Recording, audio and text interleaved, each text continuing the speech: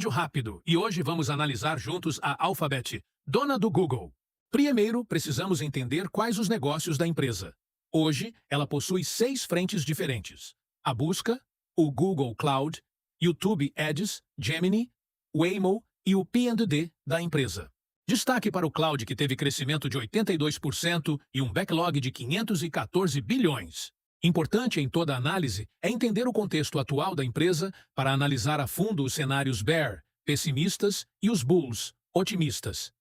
Não iremos passar um a um para não alongar o vídeo, mas dá uma pausa e olha estes cenários. Aqui quero demonstrar como chego na empresa que irei estudar. Estabeleço minhas premissas no screener como o primeiro passo, e não para ver em qual empresa investir, e sim qual merece minha atenção de estudo. Inicio sempre estabelecendo um retorno sobre patrimônio maior que 20%, um preço sobre lucro também maior que 20%, uma margem de fluxo de caixa maior que 15%, um crescimento de receita também maior que 15%, um retorno sobre o capital maior que 20%, um PEG ratio menor que 1 e uma Rule of 40 maior que 40. Essa regra soma o crescimento da receita com a margem líquida, onde o resultado maior que 40 significa crescimento saudável. Ao aplicar os filtros, de 100 ações, apenas 2 passaram nos critérios. A Ori Civics, uma petrolífera americana na qual não estou investindo no momento, pela alta recente do preço e pelo conflito no Oriente Médio. E a Google, alvo do nosso valuation de hoje. Vemos a Alphabet cotada aos 348, com um market cap de 4,27 trilhões e um EV de 4,39 trilhões. Essa diferença é sua dívida, que representa 1,8 de seu fluxo de caixa gerado. Passamos pela receita dos últimos 12 meses, o retorno sobre capital, o crescimento da receita, a margem de lucro, a margem de fluxo de caixa, o preço sobre lucro, o lucro por ação, o lucro líquido e o CAPEX. Definimos o horizonte de tempo para a avaliação, 3, 5 ou 10 anos. Aqui, para este tipo de empresa, sempre fixo o horizonte em 3 anos para o investimento. O próximo passo é verificar o checklist dos 8 pilares fundamentais da empresa, onde vemos 6 cheques e 2 pontos em vermelho, o que não me chama a atenção, pois são os 2 indicadores relacionados ao valuation da empresa, que em suas médias dos últimos anos ficaram acima do ideal, mas que, com o crescimento apresentado, caíram para níveis mais aceitáveis. A empresa demonstra crescimento nos outros indicadores, como retorno sobre capital investido, diluição negativa de acionistas, crescimento do fluxo de caixa, crescimento do lucro líquido, crescimento da receita e um nível ainda saudável de dívidas de longo prazo. E agora partimos para as premissas, onde temos a média dos últimos 4 anos e o último ano em separado, para avaliarmos se existe crescimento ou decréscimo dos indicadores. A primeira premissa que iremos estabelecer é o crescimento da receita. Ela e todos os indicadores a seguir sempre serão inseridos presumindo os 3 cenários: bear, base e bull. Importante nesta etapa é ser conservador, pois vale mais sermos impactados por notícias positivas que assistir nosso patrimônio sendo massacrado por premissas irreais.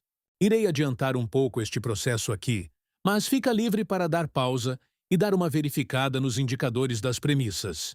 Por último, inserimos nossa taxa de retorno, o alvo que queremos estabelecer como margem de segurança de nosso investimento. Clico no calcular preço justo e temos os valores nos 3 cenários que inserimos. E aqui sempre gosto de comparar com o que os analistas de Wall Street dizem sobre a ação, e neste caso ficamos próximos de suas perspectivas. Logo abaixo podemos verificar o fluxo de caixa do Google e quanto está sendo precificado ao longo dos últimos anos. Também podemos observar o comportamento das receitas e lucros da empresa tanto trimestralmente quanto anualmente. Uma coisa legal para sempre fazermos é calcular o preço sobre lucros futuros da empresa. Ou seja, realizamos uma estimativa de lucro ao final do ano e inserimos na calculadora da plataforma e ela nos indica qual a estimativa deste indicador com base nos lucros inseridos. Precisamos sempre de atenção aqui, pois em alguns casos, como com a própria Google, a empresa pode relatar um lucro que veio com efeitos extraordinários em seu balanço. Como neste caso aqui a empresa obteve um lucro pela valorização da Anthropic, a qual a Google é acionista, então retiramos estes aspectos, já que não fazem parte do operacional da empresa e não são recorrentes. Então, Retirado estes valores, temos uma estimativa de um lucro líquido para o final do exercício de 205 bilhões de dólares, o que nos confere um preço sobre lucro de 10 vezes.